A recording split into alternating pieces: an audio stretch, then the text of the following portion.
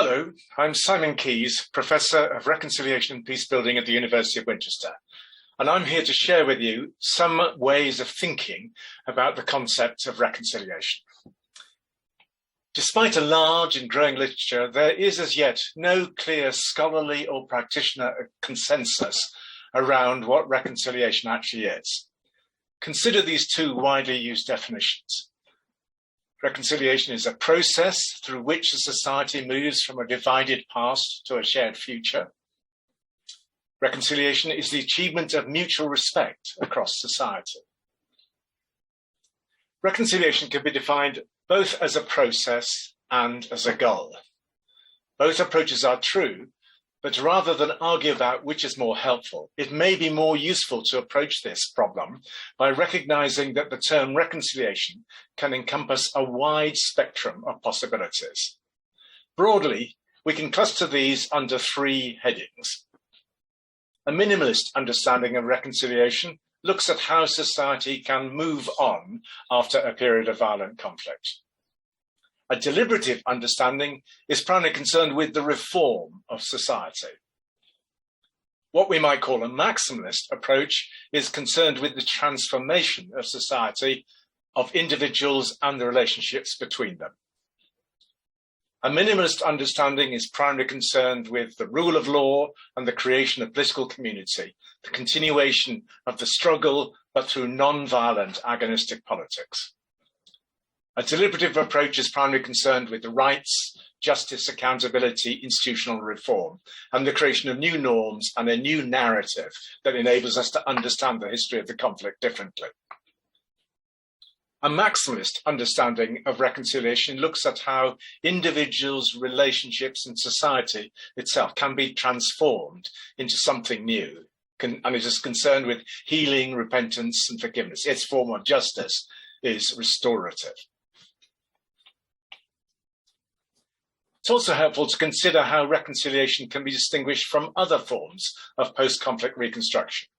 Here's one way of looking at it. What's the difference between these terms?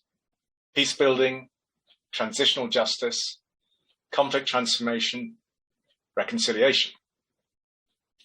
We could say that peacebuilding may be primarily concerned with creating new structures. The transitional justice is primarily concerned with rights and accountability. Conflict transformation is about processes and negotiation. Reconciliation, however, may be primarily concerned with the repair and building of relationships. Perhaps one way of giving reconciliation a distinctive identity then is to say that it focuses primarily on the relational dimensions of post-conflict reconstruction. This includes both horizontal relationships, for instance, between competing groups or between victims and perpetrators, and vertical relationships, for instance, rebuilding trust between individuals and the state and its institutions, or between actors at different levels of the political structure.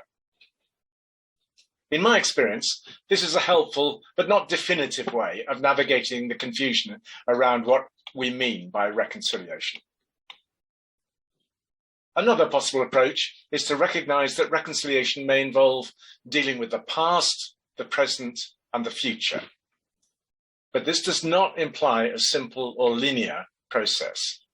Rather, I prefer to consider reconciliation as requiring movement across three fields of activity: co-creating a more just society, acknowledging the past, and establishing new norms and relationships. Having made these broad distinctions, we can now map some of the main activities that might be involved in reconciliation on the ground, such as truth-telling, psychosocial support to survivors, judicial reform, public and private apologies, to name only a few. And we can begin to create a comprehensible framework of possibilities. I think it's important to recognize that reconciliation does not have any fixed starting or end point. We can move across the fields in this diagram according to the needs and conditions that we encounter. At any point, we can see around us other possibilities that may be brought into play. It's important to say that this does not provide us with a model or theory of change for how to bring about reconciliation. We should always beware of prescriptive models which do not have local ownership and control.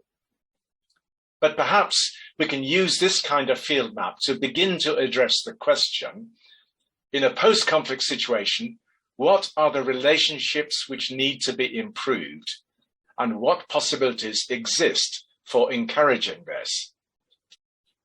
If so, how can we create participative dialogues between actors to explore these questions?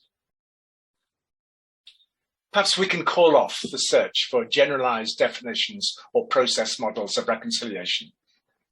Maybe we can consider the act of reconciliation as starting with a simple question. Who needs to listen to whom? And how can this be made possible? Thank you.